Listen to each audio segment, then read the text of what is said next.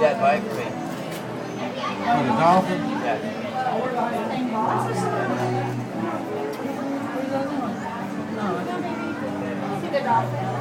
Oh, they go in through the tree.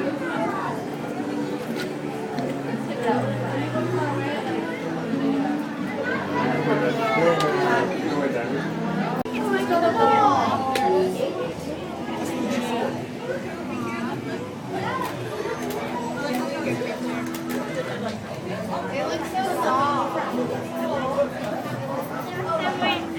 Nice job. My boy, I get that.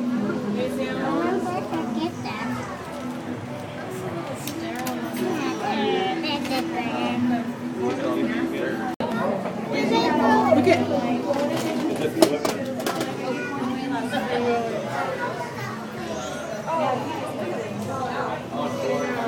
They're the other two dolphins. Oh, there one.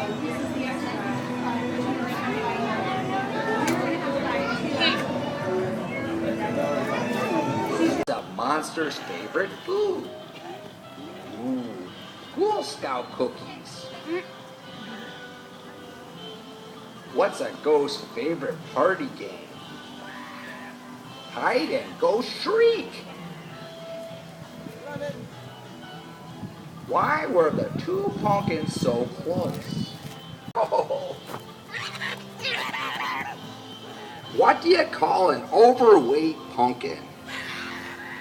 A plumpkin. Hey, that sounds like me. What's a ghost's favorite dessert? Blueberry pie. Why did the ghost pick his nose? Because he had boogers.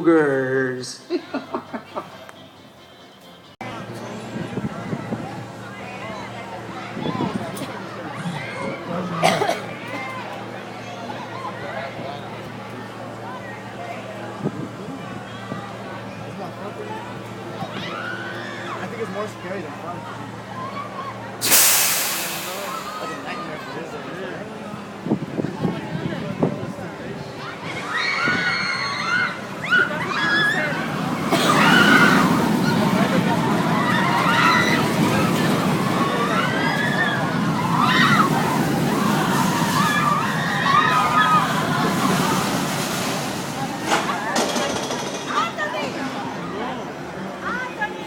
Yeah, more right there, yeah.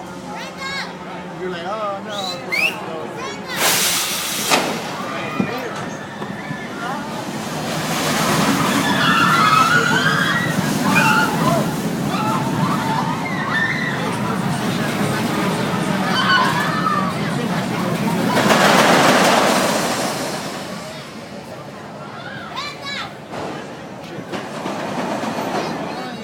Deserts, grasslands, mountains, and even high in the rainforest.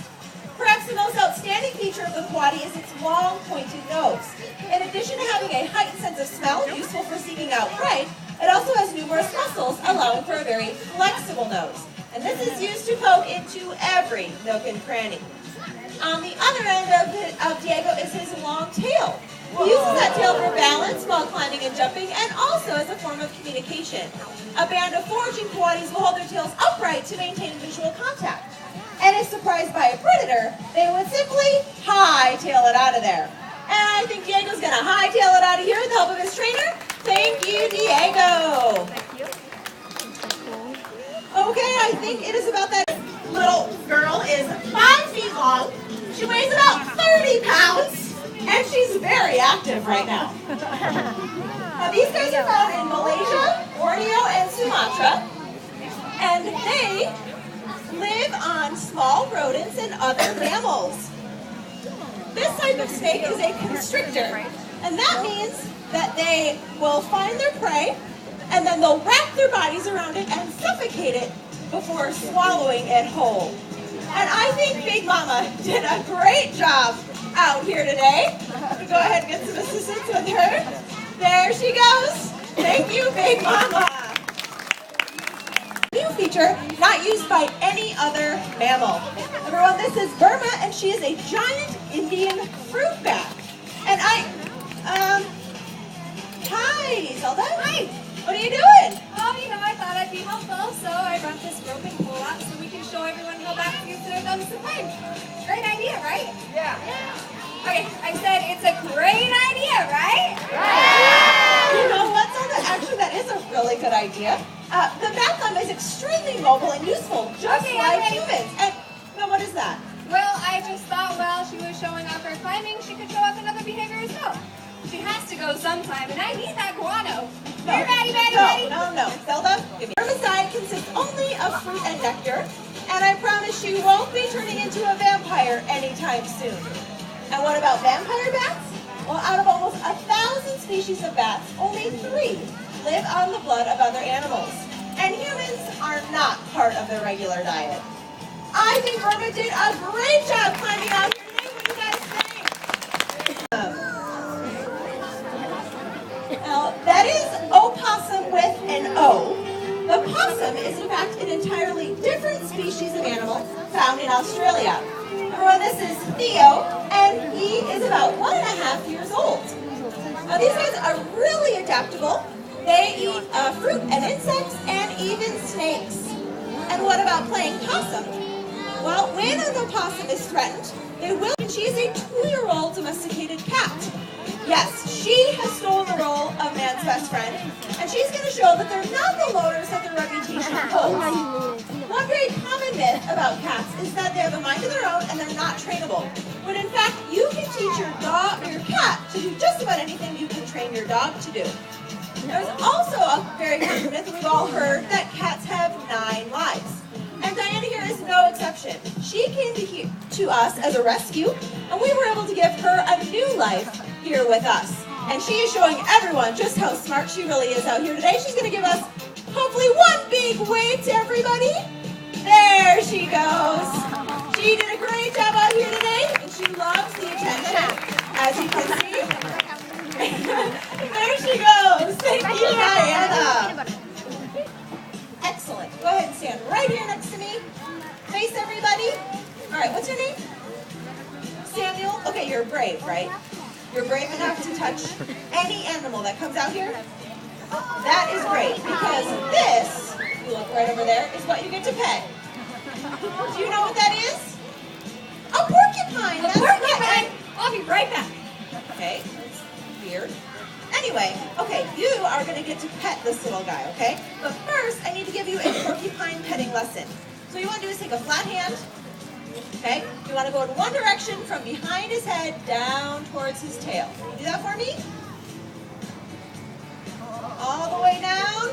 Show everyone that petting hand. No blood and no quills. You are a professional porcupine petter. You are very brave out here today. I want to give you a packet of quills donated by Quilson. You can go ahead and make your way back down. He did a great job. He was very brave. Let's give him a big round of applause. Awesome. The porcupines are the prickliest of all the rodents. And this here is Quilson, and he is a 7-year-old North American porcupine. Now, I'm sure you probably all noticed Quilson's specialized hair called quills. And they, of course, cannot shoot or throw their quills. They are very loosely attached. So if a predator were to go too close to Quilson, instead of coming away with something tasty to eat, they would actually come away with a nose or a paw full of those needle-sharp quills. The predator is then left to deal with those, while Quilson here would just waddle away. And I think Quilson did a wonderful job out here today. Let's give him a big round of applause. And at just 1.5 pounds, he's just about full grown. Like I said, these guys do spend their time high up in the trees. They are very athletic and love to spend time with other squirrel monkeys. In the wild, these guys would live in troops of up to 100 individuals or even more. They are very social, and they do love to show off for everyone, as Luke's going to demonstrate that jumping ability that they need to have when going through the trees. Maybe thinking about it? There he goes. Excellent. And he has shown off a whole lot for you, and I think he's ready to head in the back, maybe take a little nap, and maybe he's going to take a detour. There he goes. Thank you very much, Luke.